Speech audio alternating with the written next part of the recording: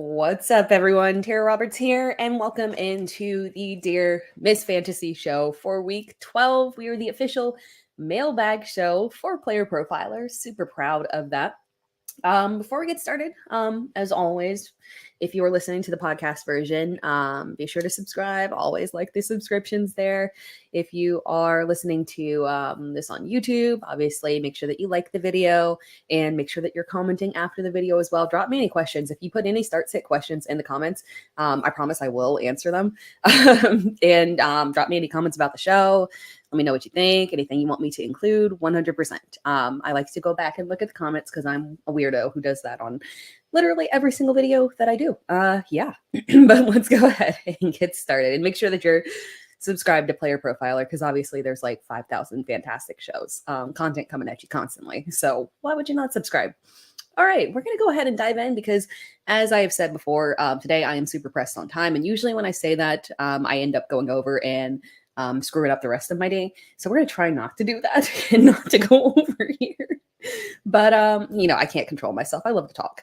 Podcasting was literally just the perfect thing for me because I just love to talk by myself. But we're going to go ahead and get started and see if we can actually hold this to 30 minutes. Probably not, but we're going to try. It's Thanksgiving week. So I thought that we would do a Thanksgiving themed episode here of everything that I am thankful for. And I'll start off with the big thing. Usually I like bury the lead and talk about a few things and then go into it. No, I'm just going to go with the lead right here off the bat. I am thankful for Tank Dell and CJ Stroud. I am so thankful.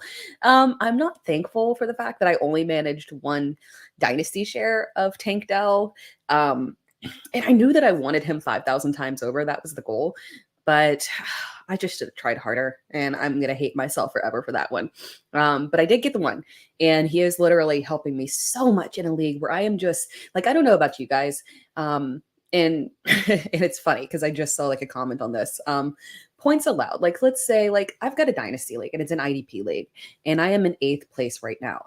And I'm convinced that I am a contender and I'm still pushing for it because I think I can get to that 6th seed and I think that I can get in and I think that I could win. Because when I look at my roster, like, man, my roster is stacked. We're a little shaky at quarterback. It's super flex league. We're a little shaky at quarterback. And unfortunately, Montez Sweat being traded to Chicago, like killed me in his IDP value. So frustrating. But Jonathan Taylor, Keenan Allen, Deebo Samuel, CeeDee Lamb, Hollywood, Tank Dell. I mean, I'm stacked. I'm missing somebody else. Stacked at receiver. And I know everyone says I'm best in the league in points allowed. And usually if, you're like, looking at that and you're saying I've got, the most points scored against me, it's usually because you're like a bad team. Therefore all the good teams are scoring points against you. But I'm like in that weird middle ground where I have legitimately like significantly more points than like 3 teams ahead of me, not of the top teams. And I feel like that's what legitimizes it, is that like, if it would be weird if you were just like scoring above the top teams and you were just down at 8th, but I've got like 3 teams ahead of me where I know I can beat them. I know I can, like, no. And I have like significantly more points than them and I'm just pushing forward, man. And Tank Dell is helping me out. I have decided I'm no longer starting a quarterback in my second superflex spot. We're just rolling with like, because I've got like Matt Stafford and Jordan Love. This rambling is always why the show goes long. Matt Stafford, Jordan Love, and somebody else, Derek Carr, which was not by choice. I traded away Kirk Cousins for a first and got Derek Carr. Good trade. Solid trade in terms of the output. I needed that first. But yeah, man, I've decided Tank Dell is just too good to be able to bench. I've got too many receivers. So we're just foregoing that second quarterback and we're just rolling forward with my stud receivers. And it's working out. It is working out. We are on a roll. We are winning and we're getting into the playoffs. I am so thankful for Tank Dell. I have no shares of CJ Stroud because unfortunately I didn't have high enough picks for that in any of my leagues, but I am thankful for the world finally seeing what a true stud that Tank Dell is. And this is not victory lapping because I try not to do that for the most part, but this is just an appreciation for the smaller receivers. I always stand up for the smaller receivers. I'm 5'2", 5'3" on a good day, but really 5'2". And I stand up for the little shorties. And I'm just so happy that we're seeing this transition to smaller receivers not being avoided and not being pigeonholed, and offensive coordinators actually knowing what to do with them and realizing that you don't have to like use them in a specific way. We're seeing every single year these top receivers, they're getting shorter, they're getting thinner. Everyone was so, oh, Devonta Smith, he's so thin, he's not going to pan out. Now, the thin receivers, it doesn't matter. It doesn't matter. You're still taking Jordan Addison at the top because size doesn't matter. So we are thankful that the NFL is finally allowing the smaller receivers, the skinnier receivers, and everything to shine and realize that they can actually thrive. And the Tank Dell pick also, in terms of the thankfulness for CJ Stroud, it just goes to show the true intelligence of CJ Stroud. It is not uncommon for quarterbacks to literally tell the front office in a draft that they want to, go out and draft this specific player. I'm looking at you, Patrick Mahomes. I'm looking at you. But a quarterback demanding or, saying we got to get this player doesn't guarantee that player is actually going to hit. But CJ Stroud spent time with Tank Dell, and he knew that was his guy. He knew that was his guy prior to the draft. And he then went out there and told his organization, this is the guy that we want to get. And the organization was smart enough to trust their new rookie quarterback. So I just think it's truly something. And the way that this team is shaping out, with DeMeco Ryans leading the way, the defense, obviously it's got some things to work through, but he's done a good job. And you can see the path for them. The offense coming together. And you just love where this team is heading to the playoffs. And it's just wonderful here. Tank Dell has, excuse me. Tank Dell has everything you need. And that was why he was one of my favorite prospects before the draft. And even after the draft, because he fell into a good situation, right? But he has everything that you want in a receiver. He's got the speed. He's got the hands. He got the crisp routes. These are all the things that we would, be thrilled if Quentin Johnston can give us. Can you give us some, fantastic routes? Can you give us some hands? Can you give us that? Can you do that for us, please? But no, all that. Tank Dell has all that. He was literally the perfect receiver. He just lacked size. And it doesn't matter because we're seeing him pull through 42 receptions, 67 targets. That efficiency, come on. 659 yards, 6 touchdowns. These stats are eye-popping. When you consider the fact that he left week 5 due to an injury and then missed week 6, he is literally wide receiver 16 in PPR in total points, wide receiver 15 in average points per game. He's doing better than Devontae Adams, DK Metcalf, Chris Olave, all people that I love, but we just got to give the appreciation to Tank Dell and what he is. It's also important to note that Nico Collins is also wide receiver 17 in average points per game. CJ Stroud, QB 7 in total points, QB 6 in average points per game. He's above Payne. I love Lamar Jackson. He is above Lamar Jackson, Patrick Mahomes, Tua Tagovailoa. Like this is incredible. Now, and Stroud has been sloppy over the past 2 games. 4 interceptions. It only stands out really because he has literally a total of 5 receptions on the season compared to 17 touchdowns, the second most passing yards in the league. I am done just praising the Texans offense because it is fantastic what they have been able to do. The talent is real and the future is bright. And I am thankful. Another thing that I am thankful for, we'll do these a little quicker since I've spent so much time speaking on the wonderfulness of Tank Dell and CJ Stroud. This one is a little more comical. I'm thankful for Matt Canada being fired. Oh, praise. I hate to be thankful for somebody losing their job, but man, this was a long time coming. I'm sorry. Like if I'm bad at my job, fire me. I'm perfectly fine with that. If I'm underperforming, cool. I understand.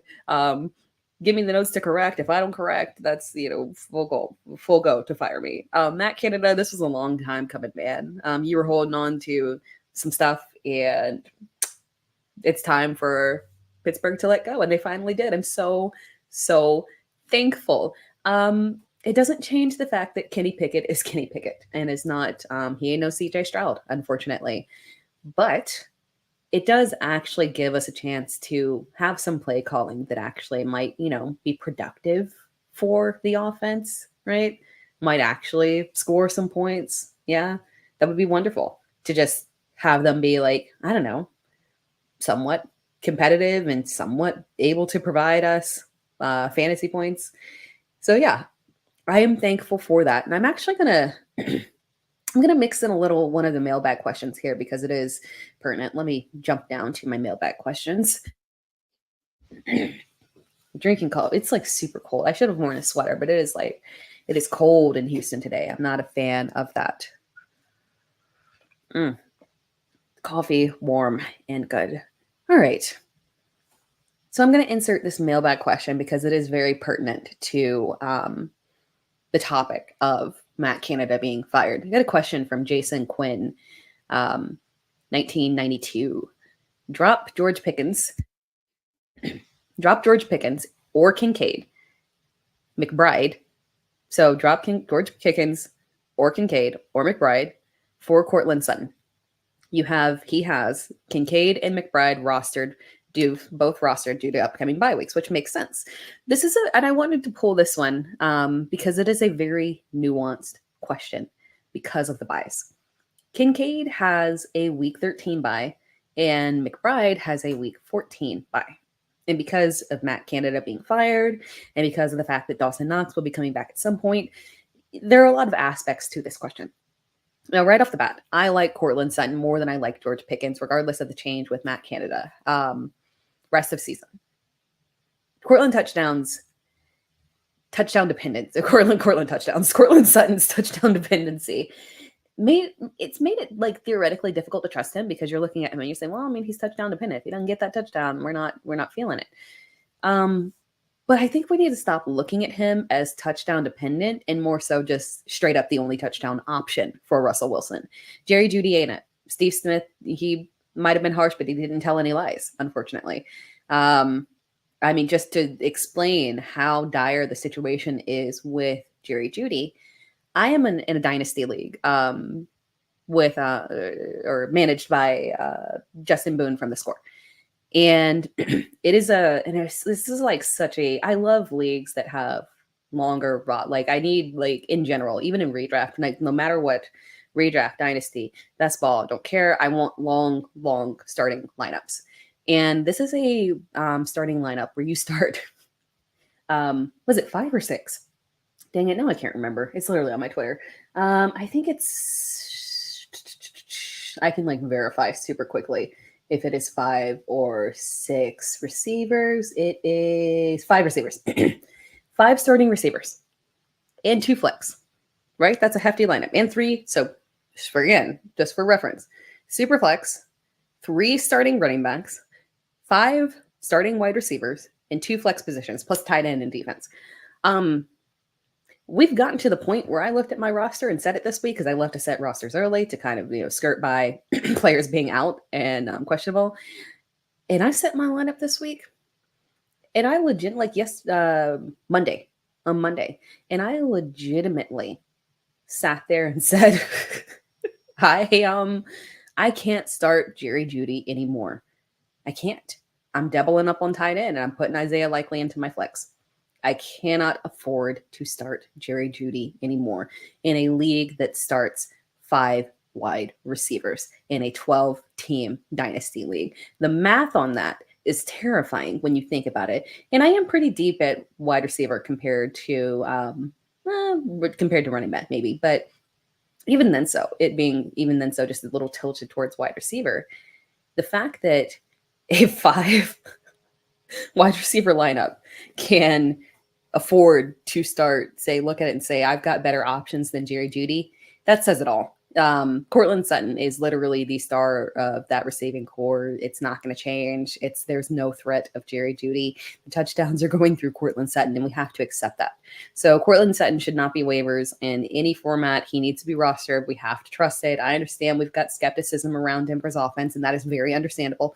I'm not completely sold on Russell Wilson, obviously, but his connection with Cortland Sutton is very clear, and that's not going to change rest of the season.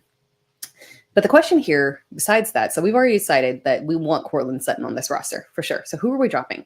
Are we really holding on to 2 tight ends over a guy like George Pickens, who does have legitimate overall wide receiver 1 upside? Yes, we are. Absolutely. Yes. I'm thrilled that Matt Canada has been fired again, but it doesn't change who Kenny Pickett is. And the offense can adjust a little bit, but at the end of the day, I don't know if we'll have the level of consistency that we want out of Cortland Sutton compared to Kincaid and Trey McBride. And that might seem, when you're thinking wide receiver to tight end, you might automatically say, no, give me the wide receiver. Here's the issue. Over the past 4 weeks, here's a fact. Both Kincaid and McBride in every single game, not average or anything like, being trumped up by, a massive performance by McBride. No. In every single game for the past 4 weeks, they have both outscored Pickens. That's enough of a sample size, even with the change for Matt Canada, just for me to say, no, I got to stick with those. I would feel more comfortable putting Kincaid into my lineup over George Pickens. Easy. It's not a question for me. I'm super comfortable with doing that. The only issue that we have with Kincaid is that his production could come down when Dawson Knox come back, but we haven't really seen that Dawson Knox is coming back he's eligible this week, that he's coming back. So there might be some more time. And at the same time, I just don't see how you reduce his role, Kincaid's role. He's been so fantastic. So that is the only issue there. Things I'm also thankful for. I'm thankful for 2 more things. But before we move on to other things that I am thankful for,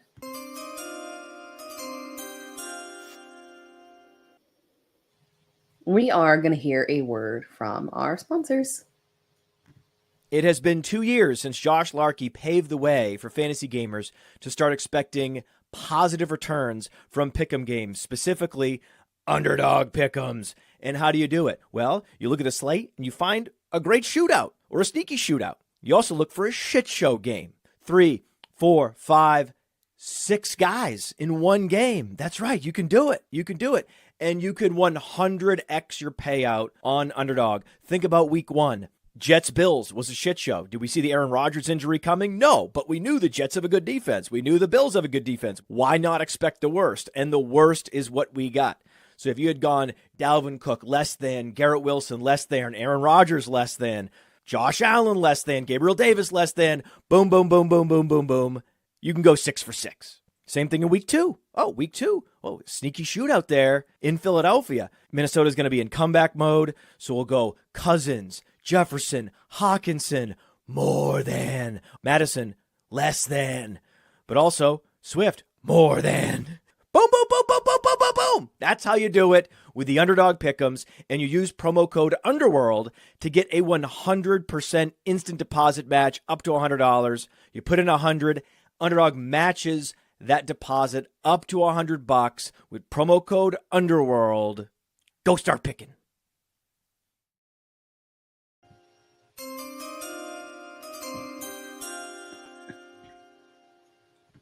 All right. My camera's a little out of focus here. There we go. There's all that coffee I was drinking. I like to take the little ad break right there to just chug a ridiculous amount of coffee. If you know me, or if you even don't know me, good God, I drink coffee like it's like it's water. It tastes good. When I was and I didn't get to do, like, when I was pregnant, and you're not supposed to like drink coffee and caffeine and stuff. I'd have like my 1 cup that you're allotted to have because you don't want to mess up the baby, because you gotta love your children or something. I don't know. I would literally then after that just drink a bunch of decaf because I just needed the taste of coffee. That's so sad. But I would do it because I'm just like, coffee. All right. A couple more things that I am thankful for. I am thankful for Jordan Love actually taking advantage of a positive matchup. It helps me not look like a fool because I, spoke so glowingly of him all preseason. And hey, you know what, man? He's panned out. He's literally like, what, QB 13 or something like that? He is a fringe QB1 after being literally like shunned in terms of ADP. So no, I do stand on business that I was correct on him. Only one I was not correct on in terms of, I was correct on him, Dobbs, Reed, Musgrave, not Christian Watson. Christian Watson sold me. Oh, he sold me. Should know better. That's all right. I'm thankful for Jordan Love taking advantage of this positive matchup that he had in showcasing why He's a strong fantasy quarterback. And being a nice streaming option heading into Thanksgiving. I'm a Packers fan. I'm not gonna lie. There's no bias there. There was just analysis that had me come to the conclusion of the Packers all being finishing above ADP. But I'm not looking forward to that Thanksgiving game. I'm not gonna lie. In the morning, I hope it's competitive. First of all, I'm in Central Time, so I'm just gonna sit 11 a.m. while I'm cooking. I gotta watch the Packers and Detroit game. Come on, man, help me out here. but yes, I'm thankful, and I do like Jordan Love as a streaming option this week because Detroit's defense has been a very quarterback-friendly defense in terms of giving up pass volume through the air. So he should be fine again this week as a streamer, one of my top streamers of the week. And then I'm also thankful for Justin Herbert and Keenan Allen. That was another one right there that were two of my guys to start the season. Again, it just made so much sense. With the exception of one league where I stupidly drafted Trevor Lawrence because Justin Herbert was sniped from me. I made a decree in draft season. I would not go further past Justin Herbert. That was my cutoff in terms of quarterbacks. And I targeted a lot of Justin Herbert. And people just don't. I get that the team is terrible, and I'm highly critical. I just wish Brandon Staley would be like just drop kick to the Shadow Realm. Like, please, good Lord. But I wish people appreciated Justin Herbert more and understood the level of production. He's QB3. Like, people look at Justin Herbert. And the start-sit questions that I get in terms of, am I starting such and such over, like, am I starting, what's one? I don't know. I can't even think of one off the top of my head. Am I starting Geno over Justin Herbert? No, I don't care. Like, do not bench Justin Herbert. He is one of those quarterbacks that you're not benching. He is one of those quarterbacks that you're rolling out regardless of matchup. Keenan Allen has been fantastic. I'm just so grateful. Moving on to injuries, and we're going to go through these real quickly so we can get to some other mailbag questions here and be efficient with our timing. We're going to skip over the quarterbacks, really. The running backs, though. The running backs are the issue here. Kenneth Walker with the oblique injury. That's frustrating. I mean, it's frustrating because it sounds like it's one where Pete Carroll is going to string us along in the kind of Pete Carroll-ish way that he has done so in the past. And I'm hoping that he doesn't, and that it's not a long-term issue that, takes him out for the remainder of the season. But obviously, Zach Charbonnet, getting a lot of questions in terms of start sits and how much are we trusting him this week. It's a tough matchup, not going to lie. It's a tough matchup, but he does have receiving upside. So when I'm looking at Zach Charbonnet this week, I'm trusting him as a top 20 running back with Kenneth Walker out. So I understand it's a difficult matchup. He has receiving upside. He should be fine to put up top 20 production. I don't know if I believe he has that top 12 upside this week, but we can get him into the top 20 for sure. Other running back injuries, Devon Achane obviously is an issue as well. And one we just got to monitor. It sounds like it's not as terrible as it could have been.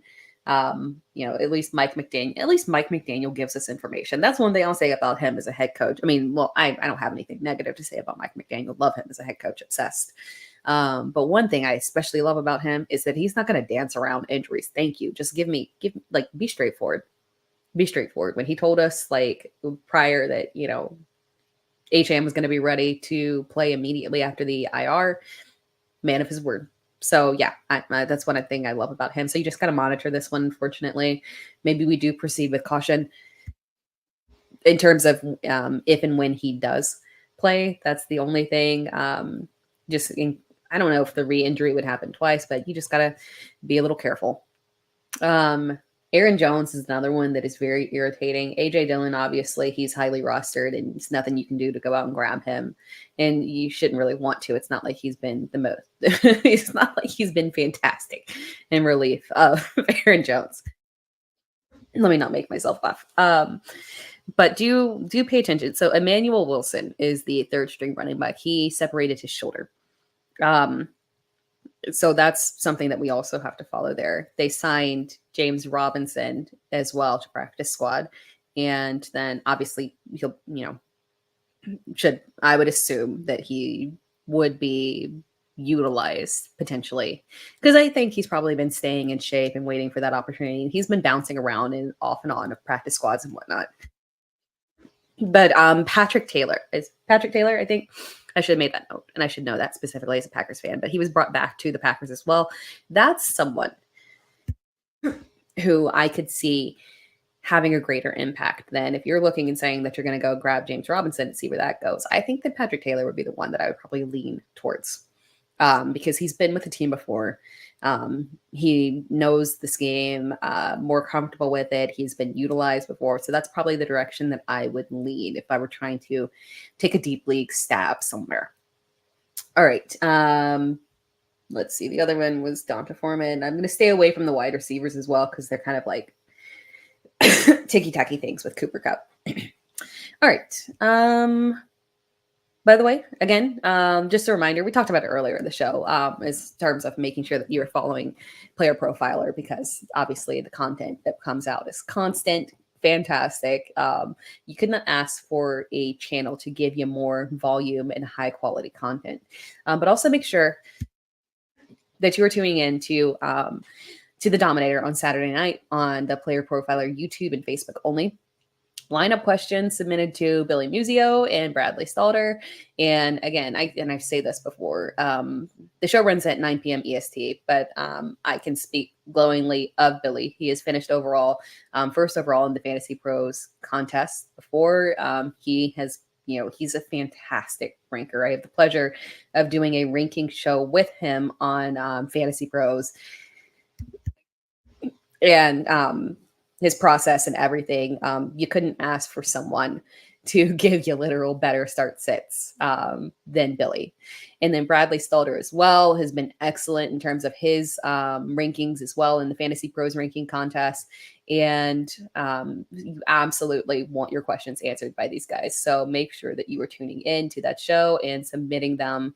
Again, 9 p.m. EST, submitting your questions ahead of time so you can get in the chat. And then Sunday, 12 p.m. EST, Player Profiler, YouTube, Twitter, Facebook, start sit as well with some of your favorite content creators here. So make sure that you're tuning in for that. And speaking of the Fantasy Pros rankings contest, I'm going to toot my horn here a little bit because this is my, obviously I've been, doing fantasy football analysis and rankings for myself. But this is my first for, a while now, but this is my first year doing the actual Fantasy Pros contest, which would surprise you. Because I've been working with Fantasy Pros for several years, or for a couple years, for several years now. And, but I never felt like I had the time to be able to truly dedicate myself to the rankings and being accurate and whatnot, and just because of the timing of it. And it's not easy. It's really not easy at all. And so it's been taking a while for me to kind of get used to the nuances of the contest, rankings, and everything that goes into it. And I want to toot my horn here for 1 second and say that I finished 4th in the week 11, specifically for quarterbacks. I finished 4th in the quarterback rankings. That is the highest finish that I have had. And I'm proud of myself. I'm proud of myself because I took some creative liberties at quarterback and it paid off. And so, it's so hard to do that contest. The rankings are difficult, man. They're difficult because being just, 10 spots too low on a player or 10 spots too high on a player can absolutely kill you. It can kill your rankings. So it's very nuanced, and I'm happy. So yay. Finally some headway. Would have been a better week if defense didn't sell me, but something weird happened. I don't know what, if I was not something weird happened on defense. I'm not going to lie. But yeah, overall, yay. Good week. All right. We're going to wrap things up with a couple more mailbag questions here. From Matthew, if you had to rank these 3 QBs for week 13 right now, how would you rank these quarterbacks And the quarterbacks are Jake Browning, Geno Smith, and Will Levis. So it makes me wildly uncomfortable to trust. And week 13 is an interesting one, right? Because there are, and by the way, I have content on my Twitter as well if you want to go over there and check that out in terms of week 13 as well, because this is an excellent time for you to prepare and roster players for week 13 ahead of time, because there are 6 teams on a bye, the dreaded week 13. I swear, Roger Goodell just doesn't care about us, man. He just doesn't care about us. 6 teams on a bye in week 13 when we are trying to fight to get into our fantasy playoffs. Roger, have a heart. Care about us. We're driving your revenue. Come on. We don't need that kind of drama. Put it in week 8. Do something can we please not do this? Two teams on bye in week 14. That sucks. But week 13, 6 teams. That's evil. Evil. There's literally 4 starting quarterbacks in that that are on a bye week, top receivers, running backs galore. It's just like, it's not right. It's going to be a struggle for people. I cannot wait to see people's week 13 start sit questions. And we already got this one right here. Jake Browning, Geno, and Will Levis. So Jake Browning in week 13 is facing Jacksonville. Excellent matchup, obviously. Geno Smith is facing Dallas. Terrible matchup.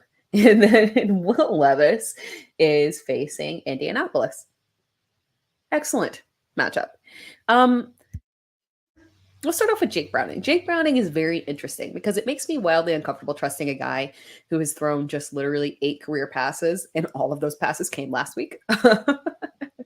But I think we'll learn a lot this week in terms of his performance against Pittsburgh. Because the thing that interests me about Jake Browning is that I put in a claim, and I'll know here in a little bit. I put in a claim for Jake Browning. I went all in on Jake Browning for him because he's going to be rest of season. And when you look at him, I think it's a lot different than looking at a player like Tommy DeVito.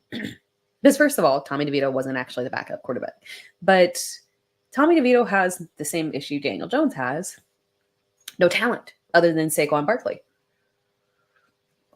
Jake Browning, on the other hand, has the pleasure of throwing to one of the best receiving corps in the league, provided we get a healthy T. Higgins at some point. But even Tyler Boyd, obviously, like literally in terms of an actual wide receiver 3 in real NFL, you cannot ask for a better wide receiver 3, clearly.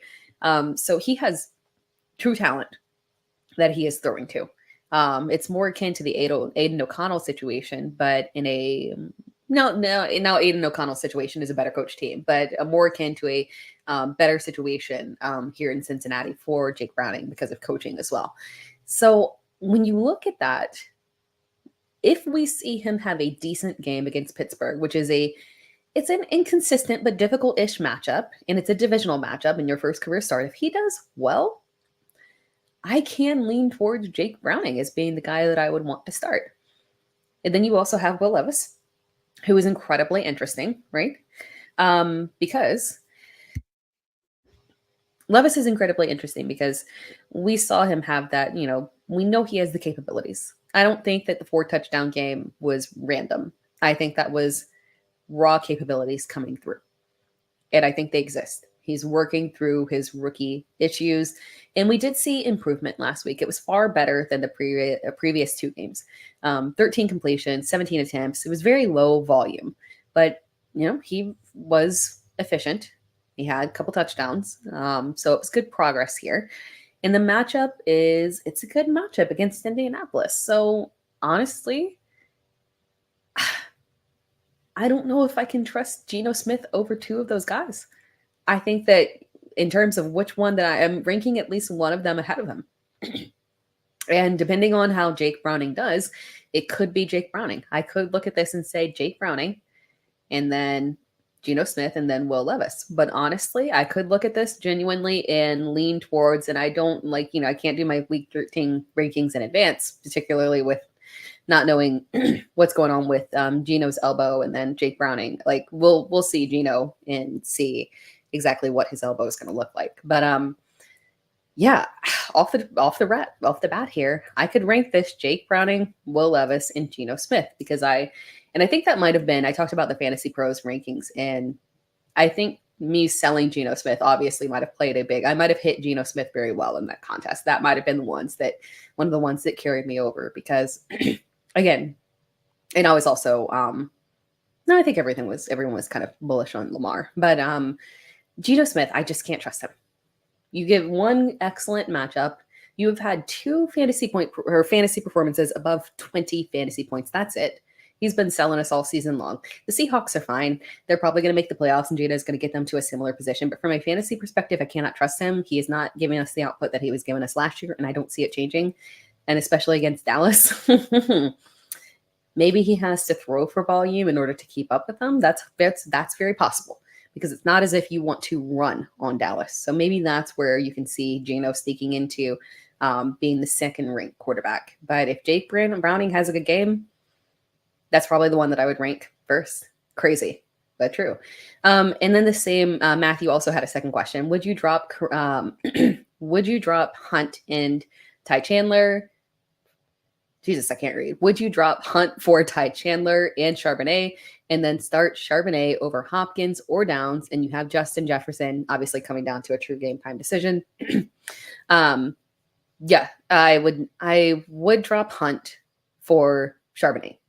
Ty Chandler, who I like as well. This is not a fade on Ty Chandler, but I think I would kind of lean towards Charbonnet because it's very possible that this oblique injury carries out longer than we would hope.